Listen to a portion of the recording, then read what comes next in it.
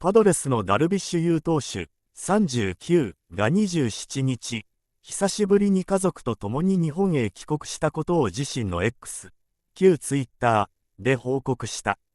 投稿では、近年は子供たちも小さく、大家族なので帰国のハードルが高かったですが、だいぶ落ち着いてきたので久しぶりに家族で日本に帰ってきましたと綴り、朝食に訪れた中宇での様子を写真とともに紹介。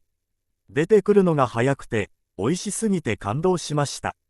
短い期間ですがしっかり楽しみます。と家族との時間を楽しむ様子を伝えた。今季ダルビッシュはメジャー13年目を迎え、開幕時に負傷者リスト入り。